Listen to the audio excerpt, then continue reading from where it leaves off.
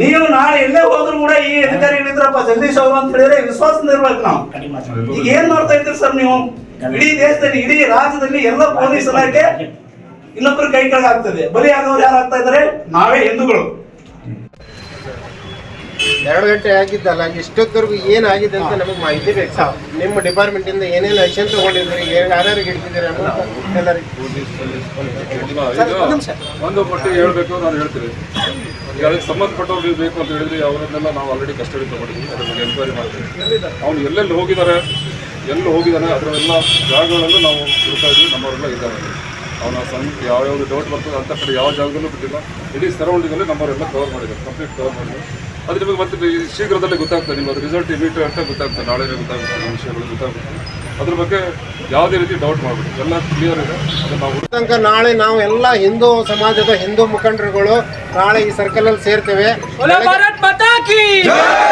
ಬೆಳಗ್ಗೆ 9 ಗಂಟೆಯಿಂದ ಅವನು ಹಿಡಿಯೋ ಮಠ ನಾವು ಸ್ಟ್ರೈಕ್ ಮಾಡ್ತೇವೆ. ಎಲ್ಲ ಹಿಂದೂ ಬಾಂಧವರು ಸಹಕರಿಸಬೇಕು. ಮತ್ತೆ ನಾಳೆ ಬಂದಿಗೆ ಕರೆ ಕೊಟ್ಟಿದ್ದಾರೆ. ಈಗ ತಮ್ಮ ಯಾರು ಪರಿಚಯ ಇದ್ರೆ ಹೇಳಿ ಕಟ್ಟಿಲ್ಲ, ನಾಳೆ ಬಂದಿದೆ ಅಂತ. ನಾಳೆ ಮಾರ್ಕೆಟ್ ಇದೆ.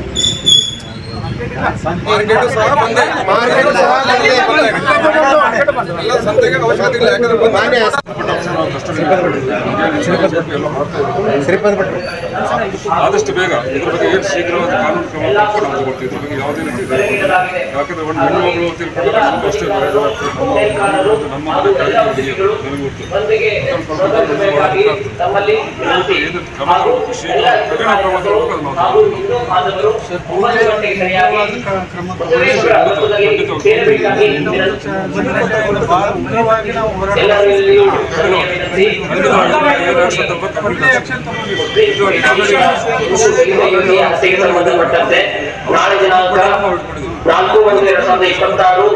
ಸರ್, ನಾವು ವಿಶ್ವ ಹಿಂದೂ ಪರಿಷತ್ ಬಜರಂಗ ದಳದಿಂದ ನಾಳೆ ನಾವು ಇದು ಯಲ್ಲಾಪುರ ಬಂದು ಕರೆ ಕೊಟ್ಟಿದ್ದೇವೆ. ಇದನ್ನು ಪ್ರತಿಭಟನೆ ಮಾಡಿ ನಾವು ನಾಳೆ ಇಲ್ಲೇ ಸರ್ಕಲ್ನಲ್ಲಿ ಪ್ರತಿಭಟನೆ ಮಾಡ್ತೇವೆ. ಅವನು ಅರೆಸ್ಟ್ ಆಗೋದಾಗ ನಾವು ಪ್ರತಿಭಟನೆ ಮಾಡ್ತೇವೆ.